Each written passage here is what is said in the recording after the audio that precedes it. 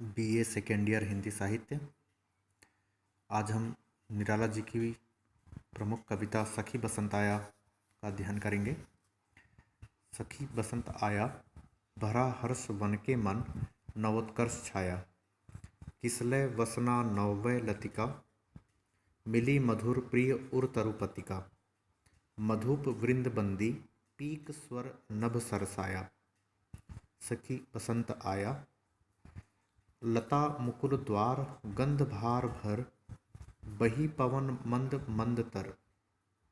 जागी नैनों में वन यौवन की माया, आवृत सरसी उर सरसीज उठे। केसर के केश कली के छूटे, स्वर्ण सस्य अंचल पृथ्वी का लहराया। सखी बसंत आया। यहाँ जो बसंत ऋतु का वर्णन किया गया है वह वर्तमान समय में जो मौसम चल रहा है उसे हम बसंत ऋतु ही कहते हैं।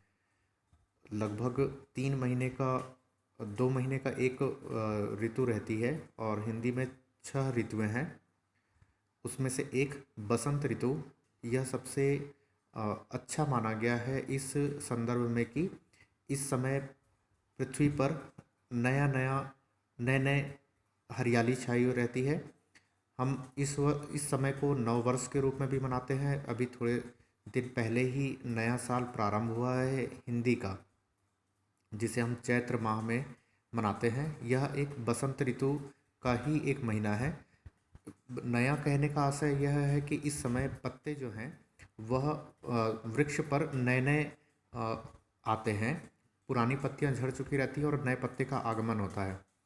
तो हम कह सकते हैं कि यहाँ पर नवीनता होने के कारण जो कवि है उसके हृदय में अत्यंत प्रसन्नता हो रही है कि वन जो है वह अब हमें नए रूप में दिखाई दे रहा है।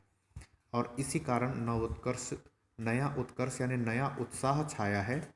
और कवि की भावनाएं कहीं ना कहीं उत्साह से प्रेरित हैं, जो व्यक्ति के जीवन के लिए अत्यंत आवश्यक है कि वह अपने किसी भी कार्य को उत्साहपूर्वक करे।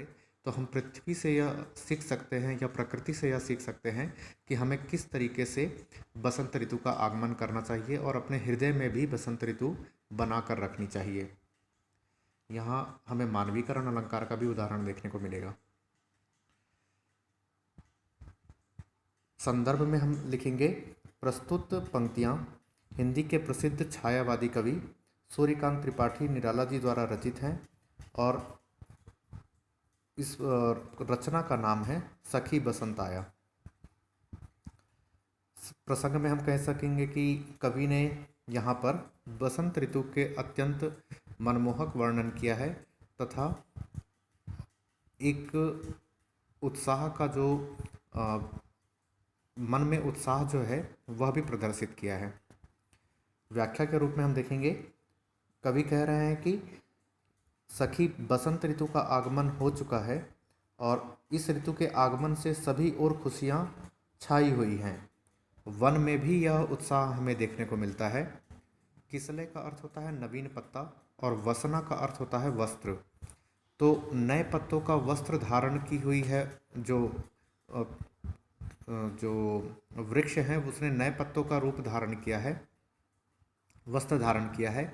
जैसे जो लता है या एक नवीन स्त्री है, नवयुवती जिसे कहते हैं, उसने नवीन वस्त्र धारण किया है और वह अपने प्रिय तरु से मिलने के लिए जा रही है। लता जो हम देखते हैं कि वह वृक्ष पे लिपटी हुई रहती है, उसी प्रकार हम कहेंगे कि जो लतिका है वह अपने प्रेमी वृक्ष से लिपटी हुई है। और इस तरीके से प्रकृति का जो वातावरण है वह सौंदर्य से भरा हुआ है। यहाँ पर मधुप का अर्थ भंवरा होता है और वृंद का अर्थ कमल, वृंद का अर्थ हम कहेंगे कि कमल होगा यहाँ पर। और बंदी का अर्थ हमें पता ही है, बंदी यानी बंद हो जाना। हम देखेंगे कि यहाँ पर जो भंवरा है वह कमल में बंद हो चुका है और कोयल का जो स्वर है वह चारों ओर सुनाई दे रहा है। अभी भी हम कोयल की आवाज़ को सुन सकते हैं और तालाब में हम कमलों को खिला हुआ भी देख सकते हैं।